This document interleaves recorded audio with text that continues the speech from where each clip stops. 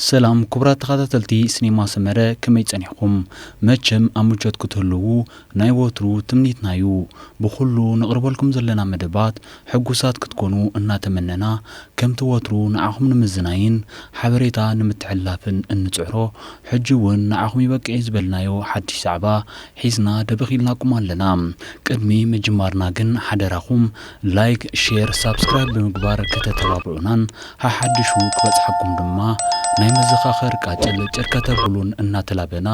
ስንቅና ሞራልያሞ ምትባዕኹም አይፈለየና ንብል ንሕጂ ድማ ታሪኽ ህይወት ሓንቲ ካብተን ኣብ ዓውዲ ተዋስኦ ልዑል ክብርን ዝናን ዘለዋ ውሪይቲ ገዲም ስነጥበባዊት ሃገርና ዝኾነት ሻሹ ተኽለ ዘለዋ ብቕዓትን ዝደስስ መደቢና ሒዝናልኩም መጺና ዘለና ክሳብ ፍጻመ ብጽሞና ክትከታተሉና እናዓደምኩ ናብቲ መደብ የስክረኩም ሰናይ ጻንሖት ዝሰፈሐ ከባቢታት ሃገርና ነፃ ወፂኡ ሰራዊት ደርግ ኣብ ውስናት ከተማታት ተደሪቱ ህዝብና ሓርነቱ ከስተማቕር ሎሙደ ጽባሕ እናበለ ናጽነቱ ዘቃምተሉ ዝነበረ መድረኽ 1978 ነዚ ሃንቀውታዚ ኮሊፉ ዝመጸ እዋን ስትራቴጂካዊ ምስላቕን ኣብ ጉዕዞ ሰውራዊ ቃልስና ፍሉይ ታሪኽ ዘለዎ እዩ ኣብቲ መድረኽቲ ነዝገዚ ፎራር ሓይሊ ንምምካት ንሜዳ ዝወሓዙ መንእሰያት ብዙሓት እዮም ኣብቲ እዋንቲ ጓል 16 ዓመትን ተምሃሪት ሻውዓይ ክፍልን ነይራ ተሓልሞን ተማሂራ ክትበጽሖ ትደልን ሃረር ትብሎን ነይርዋዩ እቲ መድረኽቲ ግን ድሌታትካ ከተማልሲ ይትረፍ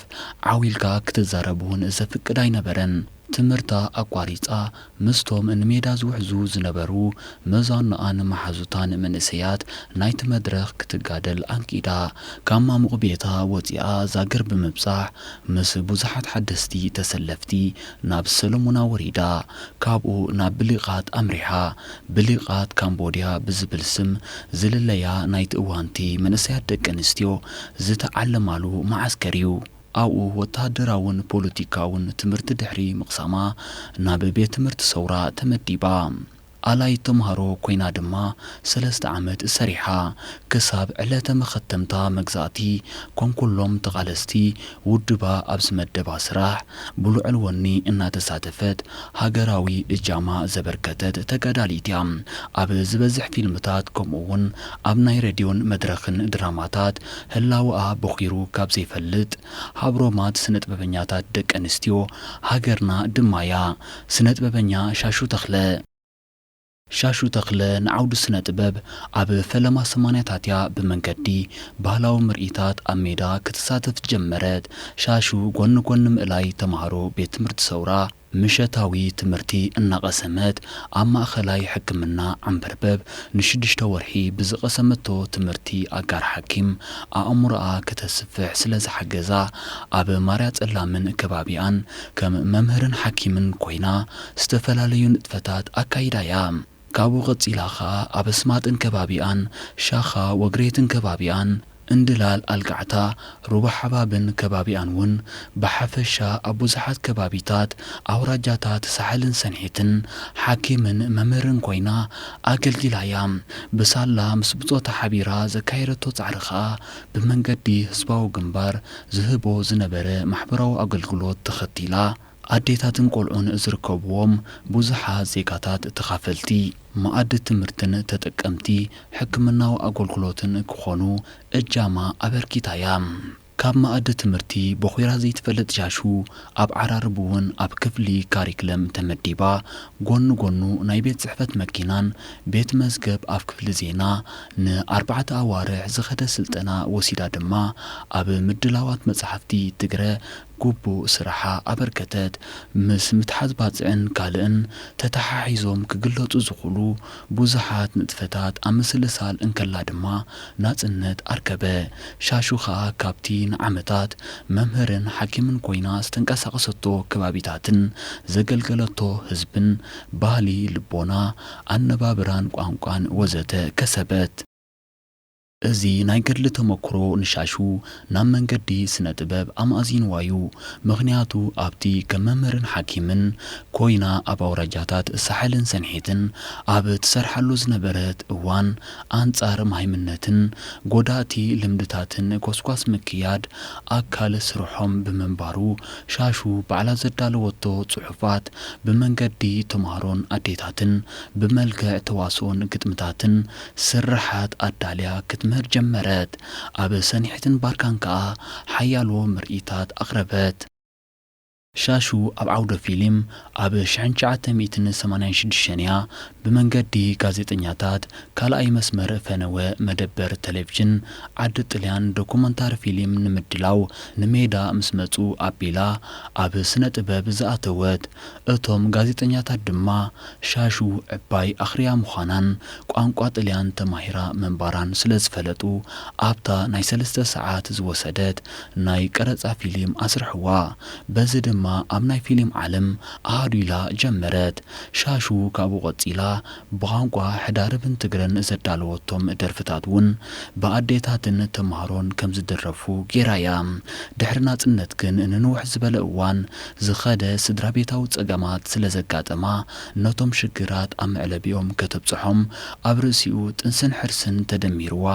ሻሹ ካብ ስነ ጥበብ ከይፈተወት ንዓመታት ተፈልየት بدحري اجن كم غازيتنيا خوينا كسرح اب راديو بانا تقصرت بمويا غازيتنيات كا بسرتيفيكيت تمرقت ابتا راديو خا كما دالاويت مدب هصانات ቋንቋ ትግረ ኮይና ካብ 2001 ክሳብ 2006 እሰርሐት ካብቶም መደባታ ወጻኻ በመንገድ ሬዲዮ ዝቃልሑ ዝነበሩ ድራማታት ምውሳእ ጀመረት ኣብ ከም ናይ በዓል በረኸት ምስክና ኢሳቅ አብርሃም ደበሳይ ወልዱን ካልኦትን ኣብ ዝደረሱ ድራማታት ቃ ተዋስአት በዚ ዝተኸፍተላ መንገዲ ኸ ናብ ስነ ጥበብ ዓለም ተመሊሳ ኣብ ዝተፈላለየ ኮሜዲታት ፊልምታት ናይ ሬድዮን መድረኽን ድራማታት ብበዝሒ ሰርሐት ሻሹ ካብ ዝቐጺላ እቲ ናይ ነዊሕ ተመክሮኣ ኩሉ ስነ ጥበባዊ ስለ ዝፈልጣ